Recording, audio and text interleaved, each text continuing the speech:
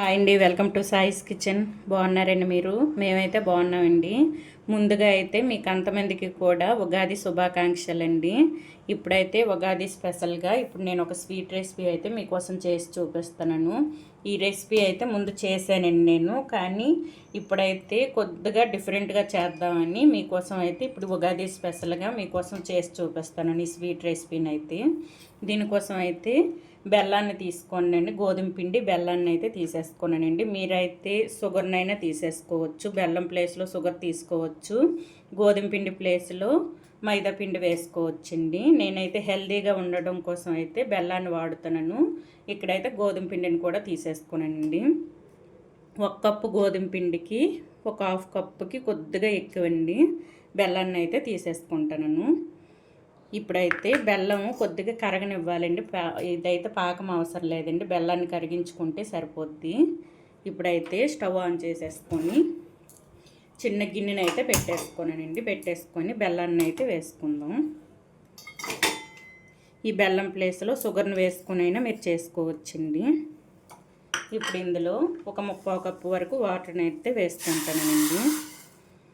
వేసేసుకొని ఇది కరిగించుకోవాలి. దీనికి ఎక్కువ పాకం ఇవేవి అవసరం లేదండి, కొద్దిగా కరిగించుకొని పిండిలో మనం కలిపేసుకుంటే సరిపోద్దండి. ఇది ఎక్కువ మనకు పాకాలు ఏవి అవసరం లేదు. ఇది ఈజీగా చేసుకోవచ్చండి, చిన్నపిల్లలు కూడా ఈజీగా చేసేస్తారు, అంత ఈజీ రెసిపీ అండి ఇదైతే. చూడండి, ఈ విధంగా ఈ బెల్లాన్ని పూర్తిగా కరిగించుకుందాం.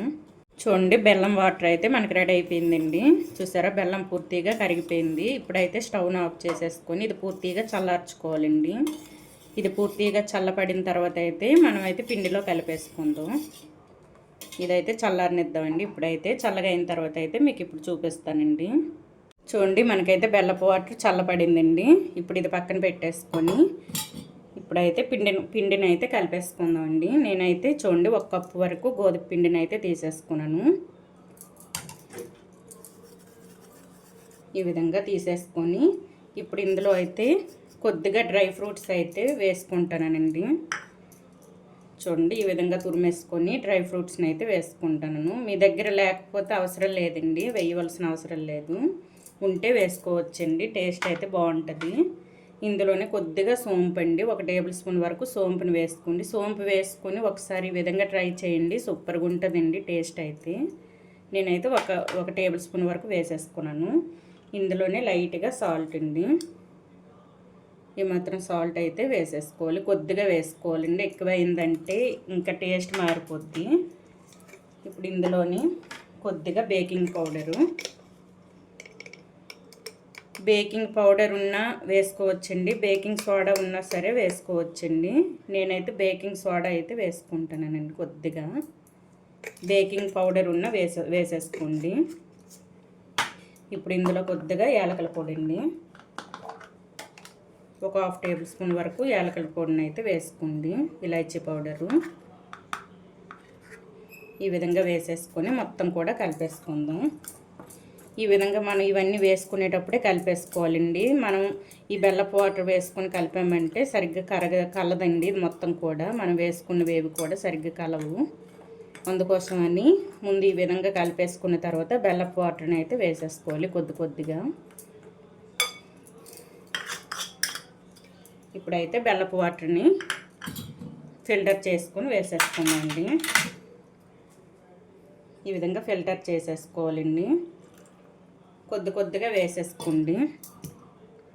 ఈ ఫిల్టర్ చేసేసుకోవడం వల్ల బెల్లంలో ఉన్న ఇసుక ఇటువంటివి ఏవైనా ఉంటే మనకైతే పిండిలోకి రావండి. ఈ విధంగా కొద్దిగా వేసుకుంటూ కలిపేసుకోవాలి, ఉండలు లేకుండా. చూడండి, ఉన్నది కూడా వేసేసుకుందాం. చూసారా ఇసుక అది ఎంత ఉందో. ఇప్పుడు ఇది పక్కన పెట్టేసుకొని ఉండలు లేకుండా ఈ మొత్తాన్ని కూడా కలిపేసుకుందామండి. ఎక్కడ ఉండలు లేకుండా కలిపేసుకోండి. చూడండి, పిండిని అయితే ఈ విధంగా కలిపేసుకోవాలండి. చూసారా, మనం స్పూన్తో వేసేసుకున్నా పర్వాలేదండి, మరీ పల్చగా చేసుకోకూడదు, మరీ చిక్కగా చేసుకోకూడదండి. ఈ విధంగా మనం స్పూన్తో తీసేటప్పుడు ఈ విధంగా అయితే రావాలండి. చిన్న పునుగుల్లాగా వేసి చూపిస్తానండి. ఇప్పుడైతే మనం స్పూన్తో అయినా వేసుకోవచ్చు, లేకపోతే చేత్తో అయినా ఈ విధంగా పునుగుల టైపుగా వేసుకోవచ్చండి. చూడండి మనం చేతితో వేసేటప్పుడు ఈ విధంగా జారాలండి, ఆ విధంగా ఉండాలి. ఇప్పుడైతే స్టార్ట్ చేద్దామండి. పిండి అయితే మనకి రెడీ అయిపోయింది. ఇప్పుడైతే ఆయిల్ కూడా వేడి చేసి ఉంచేసుకోనండి. ఇప్పుడైతే వేయడం స్టార్ట్ చేద్దాం. ఆయిల్ కూడా మనకు వేడి అయిపోయిందండి.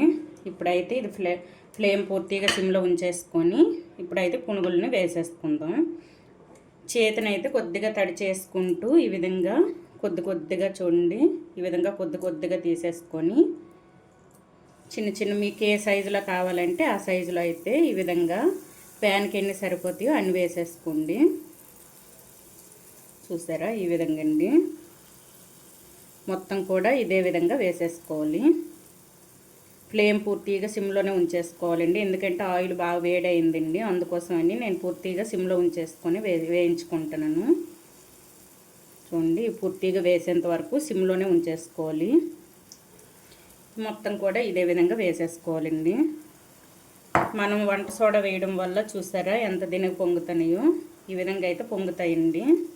ఈ పూర్తిగా కూడా ఇదే విధంగా వేసేసుకుందాం. చూడండి, ఈ విధంగా అన్నీ కూడా వేసుకొని రెండు వైపులు కూడా ఈ విధంగా తిప్పుకుంటూ మంచి గోల్డెన్ కలర్ వచ్చేంత వరకు వేయించుకోవాలండి.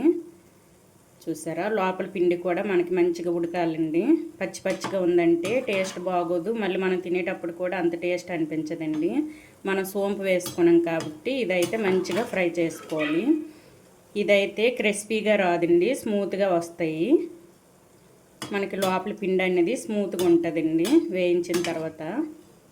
ఇవి చూడండి మంచిగా వేయించుకోవాలి. చూడండి, మనకి ఇవైతే వేగిపోయింది. చూసారా, ఈ విధంగా అయితే వేయించుకోవాలి.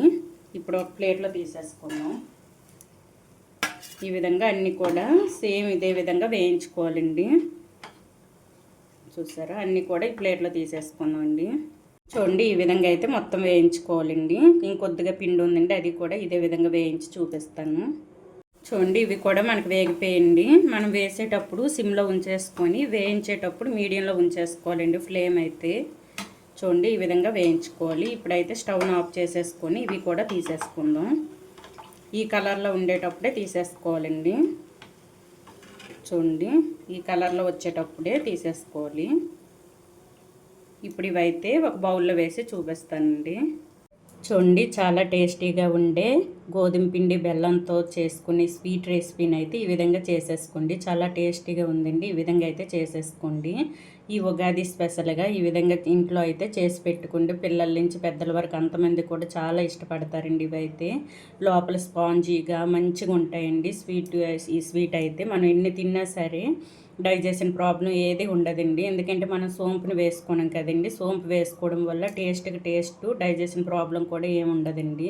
ఇవైతే చాలా మంచిదండి. ఇవి చూడండి, మనకైతే చూసారా ఈ విధంగా అయితే వస్తాయండి. చూడండి, లోపల మంచిగా ఉడికాయి. ఈ విధంగా అయితే చేసేసుకోవాలండి. టేస్ట్ అయితే సూపర్గా ఉందండి. మీరైతే ఈ ఉగాదికి అయితే ఇంట్లో ఈ విధంగా చేసి పెట్టండి, చాలా ఇష్టపడతారండి పిల్లల నుంచి పెద్దల వరకు. ఈ బెల్లం గోధుమ పిండితో చేసిన ఈ స్వీట్ రెసిపీ కనుక మీకు నచ్చినట్లయితే అండి లైక్ చేయండి, షేర్ చేయండి, నా ఛానల్ను సబ్స్క్రైబ్ చేసుకోండి. మీకు అంతమందికి కూడా ఈ ఉగాదికి మంచి జరగాలని కోరుకుంటూ అంతమందికి కూడా ఉగాది శుభాకాంక్షలు అండి. మీకు అంతమందికి కూడా ఓకే, బాయ్ అండి.